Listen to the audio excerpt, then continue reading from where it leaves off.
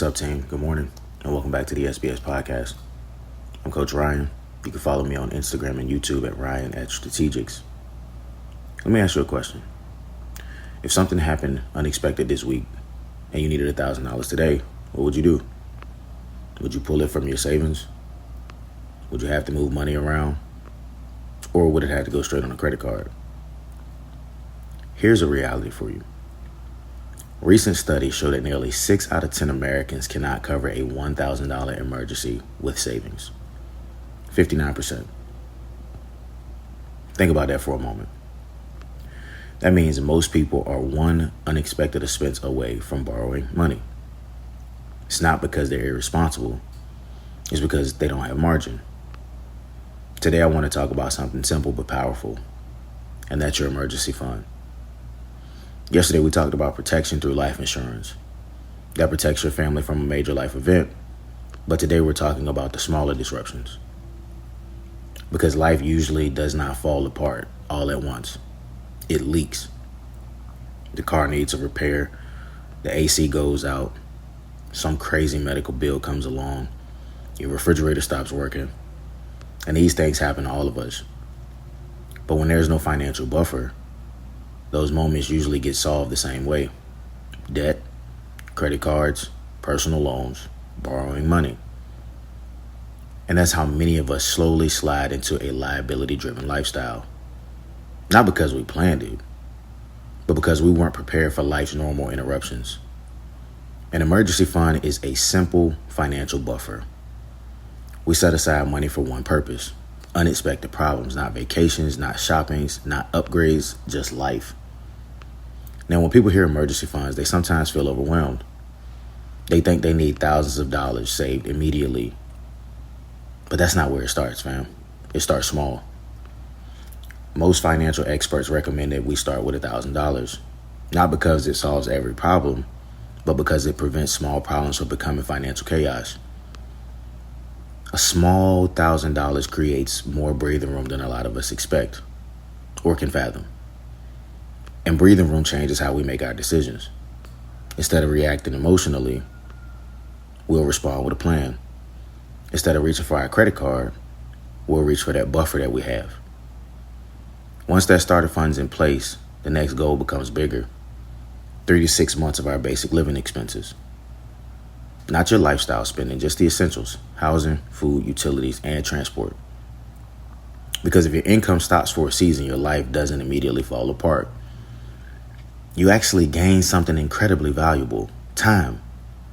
Time to make decisions, time to adjust, time to recover, and time to pivot. Emergency funds, though, they're not exciting. It's not sexy. Nobody gets to show them off. Nobody posts about them online. But they quietly protect everything else that you're building. They protect our progress and our peace of mind. And here's something people don't talk about enough. Emergency funds actually protect our decision making. When we're under pressure, we make desperate decisions: high interest loans, bad financial agreements, quick decisions we regret later. But where margin exists, pressure decreases. And when pressure decreases, we can think more clearly. That's why this emergency fund matters. It's not designed to make you wealthy overnight, but it does protect your stability. Throughout the week, we've been talking about economic mobility and stewardship. We talked about building assets. We talked about the psychology of liabilities. We've talked about protecting our families. And an emergency fund actually sits right there in the middle of all of that. It's the space between us and financial chaos, and that space is so powerful. So if you're listening today and you don't have one yet, don't get discouraged. Just start. Even the small steps create momentum. Because financial stability is rarely built in dramatic moments. It's built in disciplined ones. And sometimes the smartest financial move you can make is being prepared for what you can't predict. I don't care if you don't have $1,000 to put away today, but start a fund. It is a fund that is not to be touched in case of emergency. And the longer you go without an emergency without neglecting that fund, the larger that balance will be. Protect yourself. If you're like me, yeah, we had one time in our life where we had something happen and we ended up in a situation where we exhausted money, robbed Peter to pay Paul. And we have to change how we think about it. Just because we have it doesn't mean that we need to spend it all. By the end of March, if you're one of my listeners, your goal should be to have at least $250 in your emergency fund. By the end of June, you'll have your $1,000 emergency fund and get started, and you build from there. Unexpected things happen in life, and a lot of us end up unprepared. You heard the statistic. 59% of us don't have $1,000 in our savings. I hate to generalize, but that's the majority. Lock in. We're taking these steps day by day to prepare ourselves for what's next, what's greater. And just like I read a few seconds ago, an emergency fund sits right there in the middle of everything else we've been talking about.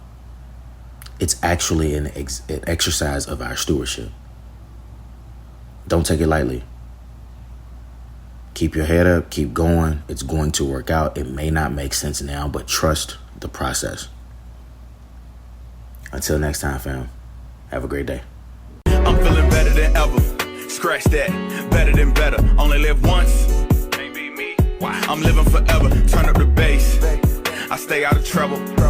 I'm walking with God and stomp on the devil. I had to follow the plan when I did not understand. Now I just feel like the man. Watch how I'm doing my dance. Bigger than me with your brand. All that I need is a chance. I pray that we